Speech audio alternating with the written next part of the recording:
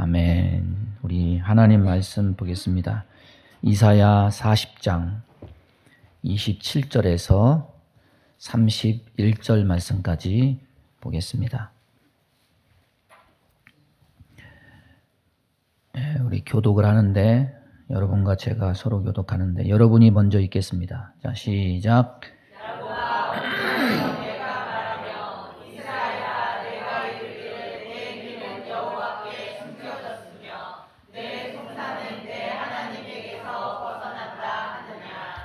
너는 알지 못하였느냐? 듣지 못하였느냐? 영원하신 하나님 여호와 땅끝까지 창조하신 이는 피곤하지 않으시며 곤비하지 않으시며 명철이 한이 없으시며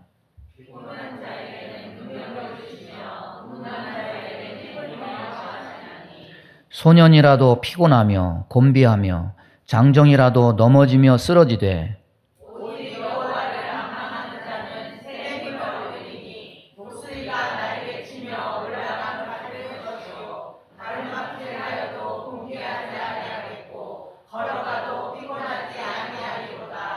아멘. 말씀 전하겠습니다. 4차 산업 그러면은 AI 인공지능 아니면은 휴머노이드 로봇 이런 걸 말합니다. 그거 말고 미래 산업으로 주목받고 있는 것이 뭘까? 현재는 석유를 대신해서 태양열, 지열, 풍력 많은 대체 에너지를 양산을 해서 사용하고는 있지만은 일반 가정에서 쓰는 전기처럼 완전히 대중화된 건 아닙니다. 그래서 보다 근본적이고 획기적인 미래 에너지 산업으로 주목받는 것이 있습니다. 꿈의 에너지, 인공 태양이라고 불리는 이 핵 융합 발전소래요. 그래서 이건 뭘 어떻게 하는 거냐? 바다에 있는 무한한 수소를 가지고 에너지원을 만들어내는데 수소 1g을 가지고 석탄 10톤의 화력을 내고 또 일반 가정에 10년치 전기를 만들어낸다고 합니다. 지금 원자력 발전이 효용성이 있지만은 위험하고 그거 한번 사고 나면은 지역 주민들 다 거기서 대피해야 되고 또 거기서 나오는 플루토늄 그거 처리하기도 힘들고 여러 가지 문제가 있는데 이거는 완전 청정 에너지고 조금만 있으면은 10년을 쓰니까 얼마나 에너지 문제에서 해결이 되겠습니까? 그래서 세계 여러 나라에서 이 연구에 박차를 가하고 있는데 우리나라도 선두 계열에 속하고 있고 이 연구 시설이 이제 10년 후면은 나주에 생긴대요. 이 세상은 참 우리가 모르는 그런 것들을 만들어내서 끊임없이 발전하고 미래의 새로운 삶의 어떤 소망, 희망들을 이렇게 제시를 하는 것 같습니다. 하나님 나라의 백성인 여러분은 신앙적 입장에서 어떤 소망과 미래를 꿈꾸고 삽니까? 소망보다는 낙심, 절망, 의심 이런 것들이 많지 않습니까? 믿음 생활의 가장 위험한 적은 뭐냐면 낙심하는 거예요. 절망하는 거예요. 소망을 거두는 거예요. 하나님 바라보는 눈길을 포기하는 겁니다. 사람이 믿음을 잃으면 세상의 물질적인 유물론적 사상에 물들고 육신의 생각, 육신의 시각을 따릅니다. 육신의 생각은 불신이 돼서 하나님의 임재와 동행을 부정하고 세상의 시각이 점령하게 되면은 감사가 아니라 불평과 원망이 나와요. 오늘 말씀 초반절 말씀 27절 보면은 야곱아 어찌하여 내가 말하며 이스라엘아 내가 이르기를 내 길은 여호와께 숨겨졌으며 내 송사는 내 하나님에게서 벗어난다 하느냐. 하나님이 날 돌보지 않아. 하나님이 내 기도를 들으시지 않아. 이렇게 얘기하는 거예요. 이건 이스라엘 역사, 남유다의 역사적인 상황과 관계가 있습니다. 1차, 2차 포로 때만 해도 유다가 완전히 패망하지는 않았습니다. 그런데 완전히 패망하니까 성벽은 다 무너지고 예루살렘 성전은 불타고 자기 돌아갈 고향과 나라가 사라졌어요. 하나님께 버림받았구나. 아울러서 바벨론 사람들이 너희 신이 우리 신보다 능력이 없어서 패한 거라는 말처럼 정말 하나님이 자신들을 구원하고 싶어도 구원할 수 있는 능력이 없기 때문에 나라가 망한 거구나. 이렇게 사람들이 받아들이기 시작했습니다. 여러분, 이스라엘 백성들은 분명히 하나님이 천지의 창조주라는 것을 알고 있었습니다. 또 그분이 유일하시고 영원하신 하나님이라는 사실도 알고 있었습니다. 아는 것만이 아니라 오랜 세월 그렇게 믿어왔어요. 그런데 멸망당하고 나니까 자신들은 이방 땅에 포로로 끌려가서 생활하고 있을 뿐만 아니라 하나님께 부르짖어도 하나님이 자신들을 구원하지 않으니까 창조주요 능력의 하나님이라는 사실을 의심하기 시작했습니다. 결국 능력에 대한 의심이 그들로 하여금 낙심케 해서 오늘 말씀에 있는 것처럼 내 길은 여호와께 숨겨졌다. 내 송사는 하나님에게서 벗어난다. 하나님이 내 기도를 들으시지 않는다. 이 불신과 절망의 말을 내뱉도록 만들었던 겁니다.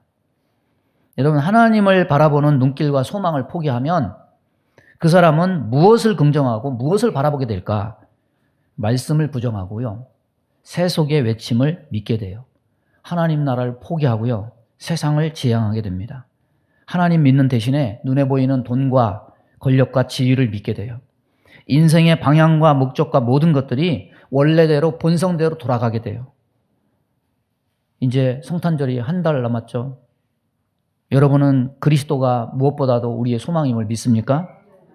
그분이 우리에게 큰 기쁨의 좋은 소식, 가장 큰 소망을 주시려 오셨음을 믿으십니까? 그렇다면 오늘 말씀을 통해서 그리스도께 기초한 이 참된 소망을 회복하는 은혜가 있기를 바랍니다. 오늘 28절 말씀 보면 너는 알지 못하였느냐, 듣지 못하였느냐, 영원하신 하나님 여호와 땅끝까지 창조하신 이는 피곤하지 않으시며 곤비하지 않으시며 명철이 한영 없으시다. 여러분, 너는 알지 못하였느냐, 듣지 못하였느냐, 이 말은요, 이 절망의 악몽을 꾸고 있는 이스라엘 백성을 하나님이 툭툭 치면서 너는 모르냐? 너는 듣지 못했느냐? 일어나라, 정신 차려라. 하나님의 음성이에요.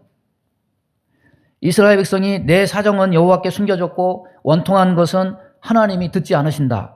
이렇게 말한 이유가 무엇인지 오늘 말씀에서 한 가지로 말씀해요. 그거는 뭐냐면 저들은 하나님의 능력과 신실하심을 믿지 못했기 때문이에요. 믿음이 떨어진 거예요. 그래서 이 절망과 낙심에 대한 하나님의 해결책이 무엇이냐? 그것은 하나님이 어떤 분이신지를 기억하라는 겁니다. 결국 절망에서 벗어나는 비결은 하나님이 어떤 분이신지 제대로 아는 거예요. 하나님을 아는 것이 능력이고 해결책입니다. 그래서 우리는 이 말씀에서 하나님이 어떤 분이신지에 대해서 세 가지 사실을 알게 됩니다. 하나님은 뭐라고 말씀하시느냐? 하나님은 영원하신 하나님이시다. 유다가 이전 자기 땅에 살았을 때는 하나님이 자기들과 함께 하시는 것으로 생각했지만은 지금 바벨론의 포로로 잡혀와서 괴로움을 당하게 되니까 하나님이 자기들을 외면하고 버리셨다. 이렇게 생각했습니다. 그 당시에는 어느 민족이 다른 민족에게 전쟁에 져서 끌려가면 그 나라의 신이 이 나라의 신을 이겼다. 이렇게 생각을 했어요. 그래서 이스라엘은 어떻게 하나님이 저쪽 바벨론 신에게 지나? 왜 우리를 이렇게 만들었나? 이렇게 생각한 거예요. 그러나 구원하겠다고 약속해 주신 언약의 하나님은 그것을 어기지 않으시고 영원히 약속을 지키시는 영원하신 하나님이시다. 여러분, 영원하신 하나님이라는 말은 영원히 존재한다. 이런 의미도 있지만 여기에는 어떤 의미가 더 많냐면 하나님은 영원히 약속을 지키신다. 하나님은 신실하신 하나님이시다. 6절 앞부분에 있는 6절 8절 보면은 말하는 자의 소리여 이르되 외치라. 대답하되 내가 무엇이라 외치리이까 하니 이르되 모든 육체는 풀이요 그의 모든 아름다움은 들의 꽃과 같으니 풀은 마르고 꽃이 시들면 여호와의 기운이 그 위에 불미라. 이 백성은 실로 풀이로다. 풀은 마르고 꽃은 시드나 우리 하나님의 말씀은 영원히 서리라.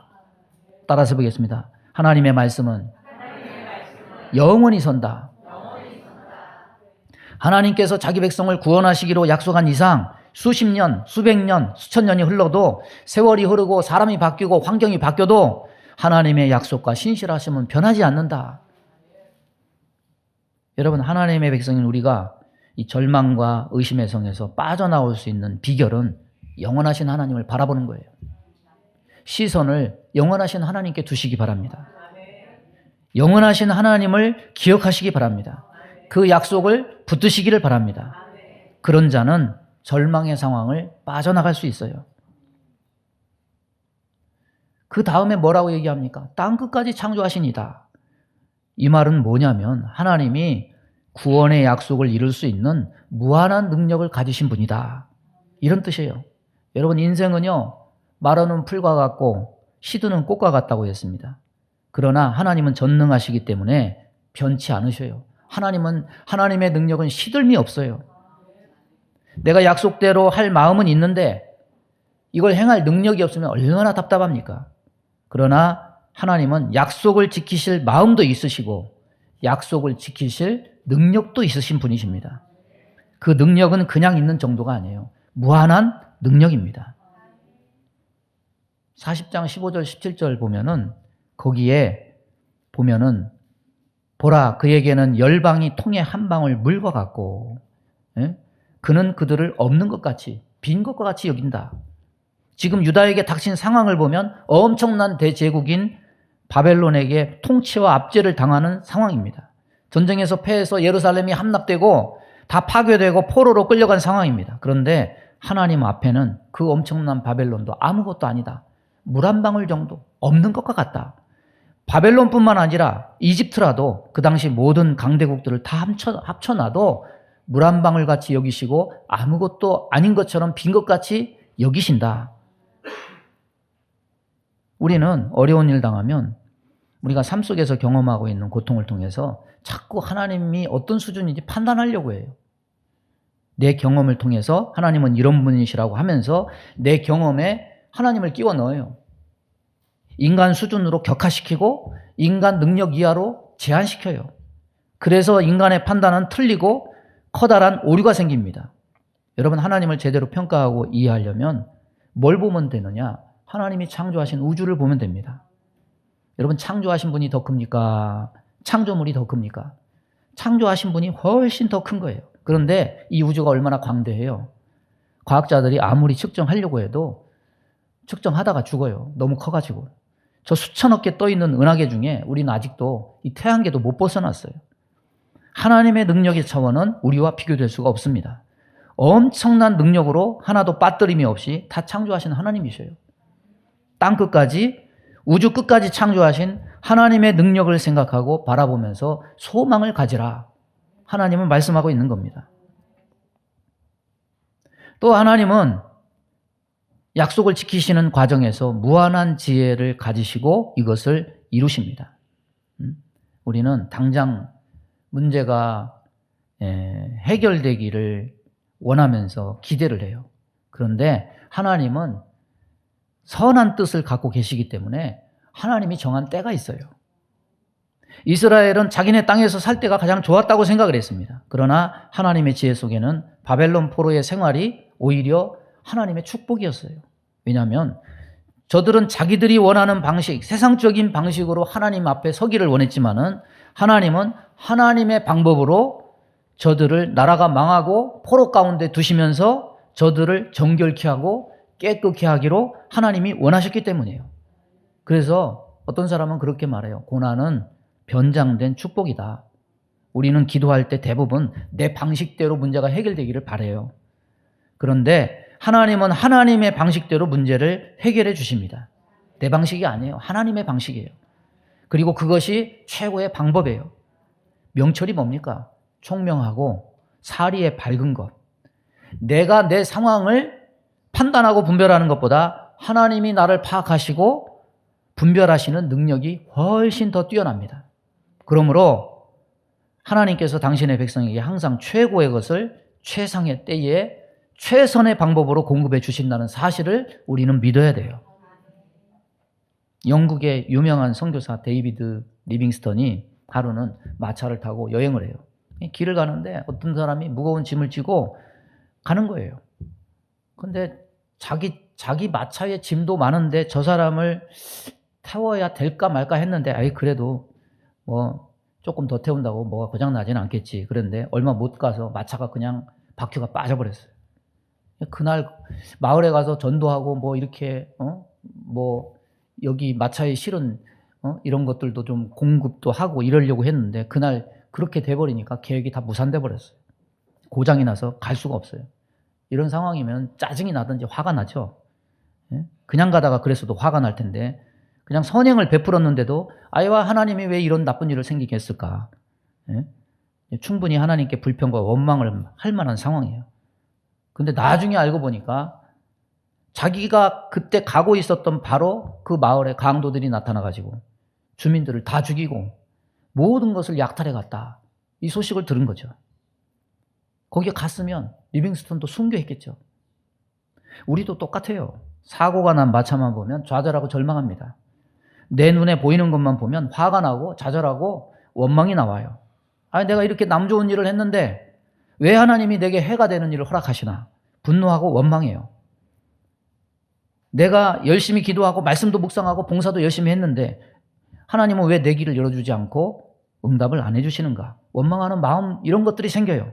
그런데 하나님의 명철은 우리보다 더 뛰어나십니다. 우리는 그 무한한 하나님의 명철을 다 이해하지 못해요. 왜 내게 이런 어려움을 주시는지 이해하지 못해서 화가 나고 답답할 때가 너무 많아요. 그러나 생각해야 돼요. 나의 지혜보다 하나님의 지혜가 더 뛰어나다. 하나님의 계획과 지혜가 더 높고 깊다. 이것이 아버지의 명철입니다. 우리는 자꾸만 하나님보다 내가 더 지혜로운 줄 아는 그런 교만함과 자만심이 있어요. 우리의 명철은 짧고 얕아요.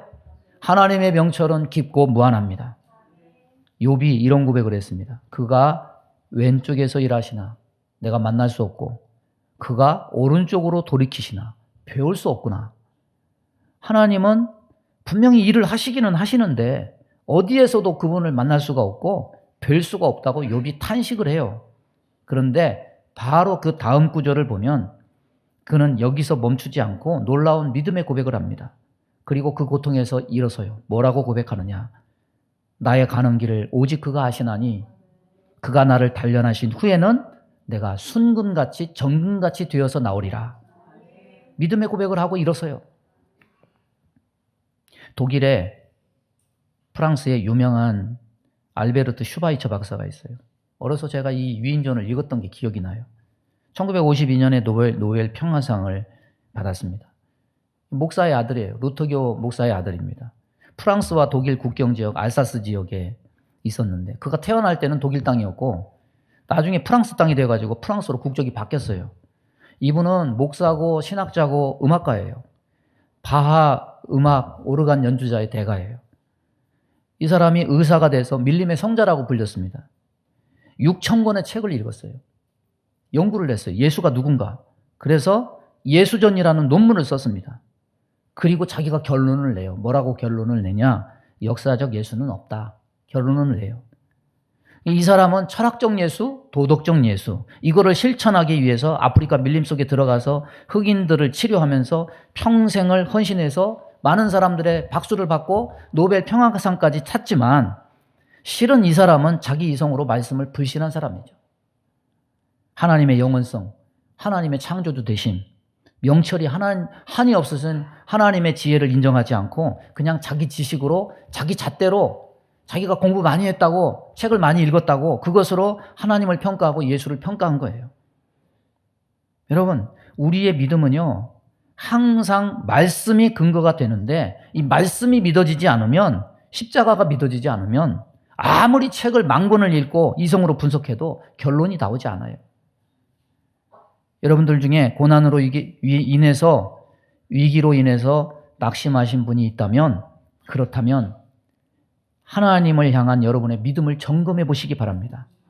말씀 앞에서 하나님의 하나님 되심을 되짚어서 묵상해 보시기 바랍니다. 이것이 뭐냐? 소망으로 가는 첫 단추예요. 30절을 보면 소년이라도 피곤하며 곤비하며 장정이라도 넘어지며 쓰러진다. 소년은 힘이 왕성한 청년을 말해요. 장정도 다른 표현이죠. 소년과 장정은 뭐냐면 힘있고 강한 사람입니다. 피곤, 곤비, 넘어짐, 자빠짐은 낙심, 절망, 실패, 좌절을 상징해요. 그러니까 이 말은 무슨 말입니까? 아무리 힘있고 강한 자라도 낙심하고 좌절하고 실패한다는 말이에요. 소년과 장정들이 힘있는 자들이 상대적으로 조금 더 활기왕성하게 살아가는 것이 사실이지만 그러나 사람들은 사람은 원래부터 연약한 존재에 지나지 않는 한계적 존재들이다. 이것을 우리에게 실증해 주는 말씀입니다. 여러분, 인간은요 정말 부족해요. 한계가 많아요. 약점도 많아요. 아무리 힘있고 강한 자라도 근본적으로는 유약한 피조물에 지나지 않습니다. 영육간에 약해요. 그래서 조금만 무리를 하거나 조금만 힘든 일이 닥치면 영적으로든 육적으로든 감당할 수도 없고 감내할 수도 없어서 몸은 주저앉고 마음과 영혼은 낙심하고 좌절할 수밖에 없습니다. 우리는 이런 인간 실상에 대해서 겸손히 인정해야 돼요. 짐승이든 나라든 자신이 연약하게 보이면 당한다는 생각을 하기 때문에 자꾸 어떤 척을 하냐면 강한 척을 하려고 해요. 그런데 여러분, 실제로 강한 것은 없어요. 강한 자는 없어요. 잠시 강한 때는 있지만 곧 약해집니다. 이게 인간의 실존이고 세상의 실존이에요. 우리가 이 사실을 인정하는 데서부터 하나님을 의지하는 신앙을 가질 수가 있습니다. 자기의 연약함을 인정하지 않고 자신을 강한 자, 힘 있는 자로 생각하는 사람은 하나님 의지하지 않아요. 실제 큰 권력을 가진 자나 부유한 자, 자기 건강에 대해서 자신을 가진 사람들은 하나님을 의지하지 않아요. 그런데 아무리 큰 권력을 가지고 있어도, 아무리 많은 부를 가지고 있어도, 아무리 강한 체력을 가지고 있어도 인간은 하나님이 아닙니다. 불완전하고 약한 피조물일 뿐입니다. 그래서 조금만 시련이 닥쳐도 낙심하고 좌절하고 실패하게 돼요. 권력도 권불 10년, 화무 11홍이라. 권력이 무상함을 얘기하지 않습니까? 젊음은 어떻습니까? 젊음 짧아요. 과거의 성공과 영광은 어떻습니까? 금세 빛바랜 사진이 되고 옛 이야기가 되고 말아요. 이 세상에 영원한 것은 아무것도 없어요. 그렇다면 영원히 강한 것도 없는 거예요. 그러니까 잠시 있을 세상 것들로 자만하지 말고 허장생세하면서 성을 쌓지 말고 자기의 연약함을 인정하고 하나님을 의지하는 것이, 이것이 지혜인 거예요. 소년이라도 피곤하고 곤비하고 장정이라도 넘어진다. 힘이 있어도 젊어도 영광이 있어도 쓰러질 수밖에 없지만 하나님을 의지하고 앙망하는 자는 하나님께서 공급해 주시는 새 힘으로 말미암아서 피곤하고 곤비해도 다시 힘을 낼 수 있고, 넘어지고 자빠질 듯한 상황에서도 완전히 넘어지거나 쓰러지지 않고 다시 일어서서 도약할 수 있다는 말입니다. 그런 점에서 실제로 강한 자는 남들보다 돈 많고 권력 있고 높은 자리 있고 이런 많이 가진 자, 더 높은 자리에 있는 자가 아니에요. 아무리 강하고 높은 자, 많은 것을 소유한 자라고 해도 자신의 연약함을 인정하지 않고 교만해져서 자신의 소유한 바들을 내세우면서 하나님 의지할 줄 모르는 자들은 결국 고갈과 소멸이란 위기를 곧 맛보게 되고 맙니다. 그러나 자신의 연약함을 겸손하게 인정하고 하나님을 앙망하는 자는 스스로 한계에 매이지 않습니다. 무한하신 하나님의 도우심, 그분의 능력으로 어떤 어려움도 이길 수 있고 아무리 어려운 문제라도 능히 해결할 수 있게 됩니다. 여러분, 세상은요, 세상의 강함은 기르는 것이에요. 강함을 기르려고 그래요. 강함을 가지려고 그래요. 그런데 믿는 자의 강함은 기르는 것도 아니고 가지는 것도 아니에요. 믿는 자의 강함은 어디서 오느냐? 하나님을 의지함이 곧 우리의 강함이다. 믿으시기를 바랍니다. 왜냐? 쇠락하지 않는 영원한 힘이기 때문에 그래요. 진정으로 강한 자는 하나님의 도우심을 입게 되는 거예요. 오늘 본문 27절은 하나님의 자녀를 부르면서 야곱아, 이스라엘아 불러요. 야곱과 이스라엘은 두 사람이 아니죠. 동일한 사람이에요. 창세기 32장 보면 야곱이 이스라엘로 바뀐 이야기가 나옵니다. 우리는 너무 유명하기 때문에 다 알아요. 바단아람에서 돌아온 다음에 야복강 나루터에서 가족들, 종들 모든 우양떼를 다 강을 건너게 하고 자기는 두려움에 강을 건너지 못하고 거기서 하룻밤을 보냅니다. 거기서부터 뭐가 시작됩니까? 천사와 씨름해요. 그래서 결국 밤새도록 씨름하다가 이 씨름의 결론은 천사가 야곱의 한두 뼈를 확 쳐가지고 야곱이 패배하는 것으로 끝납니다. 그래서 야곱이 그 이후에 장애를 입어서 절름발이가 됐어요. 그런데도 매달려가지고 뭐라고 얘기합니까? 나를 축복하지 않으면 내가 이걸 놓지 않겠습니다. 하나님의 천사가 묻습니다. 내 이름이 뭐냐? 야곱입니다. 야곱이라는 이름을 번역을 하면 뭘까요? 우리가 알아듣게 얘기하면 이 의미가 어떻게 전달이 될까요? 예? 나는 내 힘으로 뭐든지 할 수 있습니다. 나는 지금까지 그렇게 살았습니다. 나는 내 꾀로 내 아버지도 속였습니다.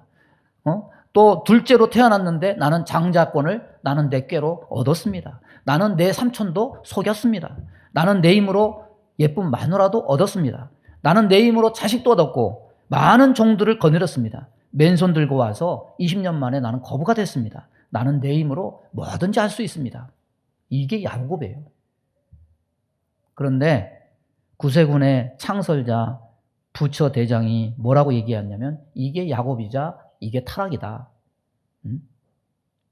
빌 존슨이라는 분이 책에 하늘이 땅을 침노할 때 그 책에 뭐라고 썼냐면 마지막 때가 되면 많은 사람들이 하나님이 안 도와줘도 되는 신앙생활을 하게 될 것이다.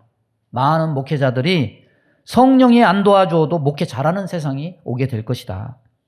신앙인들이 하나님이 안 도와주어도 공부 잘하고 사업 잘하고 신앙생활 잘하고 중직자도 되고 그렇게 될 것이다. 생명의 종교는 세상적인 종교로 전락하는 시대가 올 것이다. 그때가 되면, 그런 때가 되면 마지막 때가 온 줄로 알아라. 이렇게 얘기했어요. 여러분, 세상 모든 사람들이 하나님 없어도 잘 사는 야곱으로 살아가는 세상이 되면 마지막 때가 된 줄로 알아라. 이제 곧 로봇이 나오면 얼마나 편해질까요? 그러면 사람들이 하나님에 대해서, 사람의 존재에 대해서 뭐라고 생각하게 될까요? 곧 옵니다. 그런데 이스라엘은 무슨 뜻입니까? 따라서 보겠습니다. 하나님이 통치하신다. 하나님이 다스리신다. 하나님이 도와준다. 하나님이 책임져 준다. 이제부터 네 인생 내가 책임진다. 내가 간섭한다. 이게 이스라엘이에요. 신앙의 힘은 바로 여기서 나오는 거고 이것이 바로 우리의 새 힘이 됩니다. 야곱으로 살아가는 힘은요, 낡은 힘이에요. 세상의 힘이에요. 그런데 이스라엘로 살아가는 힘은요, 새 힘이에요. 하나님이 이런 새 힘을 주신다고 우리에게 약속하고 계십니다. 그런데 가만히 있으면 줄까요? 가만히 있으면 주시는 게 아니에요.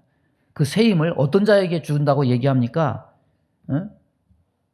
여호와를 앙망하면 새 힘을 주신다.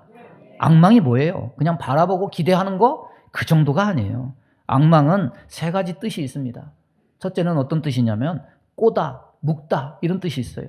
자기를 하나님 앞에 끈으로 묶어서 안 떨어지게 꼬이게 하고 묶이게 만들라는 거예요. 예수님은 이것을 접붙임으로 표현하셨습니다. 또 하나는 뭐냐면 강하다, 억세다 이런 뜻이 있어요. 하나님을 바라보는 마음의 강도가 그냥 먼 산 바라보듯이 그렇게 바라보는 게 아니고 얼마나 마음을 심혈을 기울여서 강하게 바라보는지 이걸 말하고 또 얼마나 열망과 강도가 큰가. 이 기다리다, 기대하다. 기다림 속에 기대가 있고 기대가 있으면 기다림이 있어요. 그래서 앙망이란 뭐냐면 따라서 보겠습니다. 강한 마음으로 기다리고 마음을 하나님께 꼬이게 하고 묶는 것이다. 여러분 앙망하시기 바랍니다. 마음을 하나님께 묶으시기 바랍니다. 미래 시대의 에너지원이라는 이 핵융합의 비밀은 어디서 왔을까요? 태양에서 왔대요. 태양이 계속 타올라서 에너지를 만물의 지구에 이렇게 하는 거는 태양이 수소를 녹여서 발생시키는 건데 그 관건은 수소를 녹이는 태양의 온도라고 그래요. 태양이 수소를 녹이면 거기서 엄청난 에너지가 나와서 지구까지 그 열기가 전달이 되는 거죠. 근데 지구는 태양의 환경이 아니잖아요. 태양의 온도를 가진 환경이 아니니까 그 온도를 흉내내는 원자로를 만들어야 돼요. 원자로 안의 온도를 얼마나 높여야 수소를 녹일 수 있을까요? 1억 도의 온도로 해야 이게 녹여진대요. 그러니까 이게 보통 기술로는 안 되는 거예요. 긴 세월이 걸리는 거예요. 그런데 그렇게만 된다면 진짜 미래 시대를 이끌 청정된 꿈의 무한 에너지가 되는 거예요. 저와 여러분도 하나님 없이 발전하는 이 세상 속에서 승리하는 미래 시대를 준비하려면 그래서 새로운 힘, 새로운 에너지를, 신앙의 힘을 얻으려면 1억 도로 달군 이 핵융합 원자로와 같이 저와 여러분의 마음이 뜨거운 마음의 원자로가 되어야 돼요. 하나님을 향해서 뜨거워야 돼요. 마음의 원자로에서 강한 마음으로 하나님께 꼬이고 묻게 된다면 마지막 시대에 우리를 승리케 하시는 새 힘을 하나님께서 부어주시는 겁니다.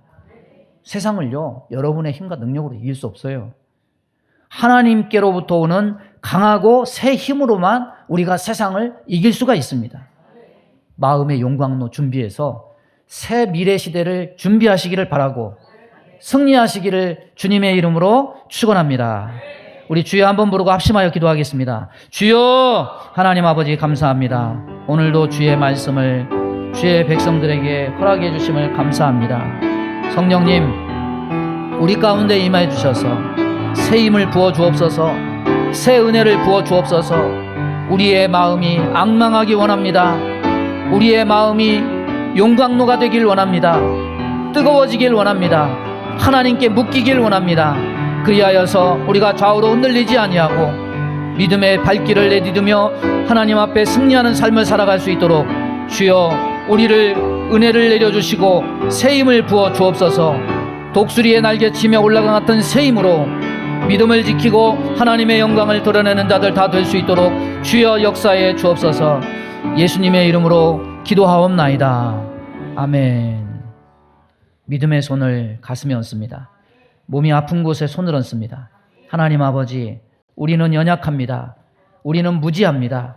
우리는 무력합니다. 바른 길로 가지 못하고 때로 곁길로 갑니다. 주여 우리를 긍휼히 여겨 주옵소서. 하나님 말씀에 눈을 뜨게 하여 주옵시고 하나님의 능력에 눈을 뜨게 하여 주옵시고 내 힘이 아니라 하나님의 무한하신 새 힘에 눈을 뜨게 하여 주옵소서. 우리의 마음이 하나님께 묶이길 원합니다. 하나님께 꼬이길 원합니다. 우리의 마음이 용광로가 되길 원합니다. 그리하여서 이 세상의 어두움과 저주가 우리 안에 몰려와도 하나님 주시는 새 힘으로 독수리의 날개치며 올라간 같은 새 힘으로 이 모든 것을 이기고 죄악을 이기고 믿음으로 승리하는 자들 다 될 수 있도록 은혜 내려 주옵소서. 우리 마음 가운데 원망, 불평, 시기, 질투, 미움, 다툼, 이간질하며 불순종, 불신앙케 하며 불안, 초조, 염려, 근심, 두려움을 주는 모든 어둠은 다 떠나갈지어다. 오늘 이 마음을 가지고 새 힘을 받아 다 승리하는 자들로 삼아 주옵소서.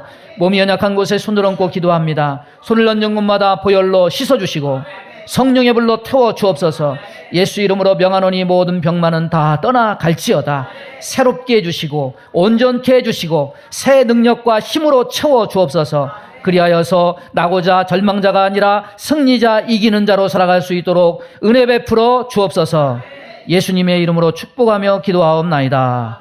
아멘.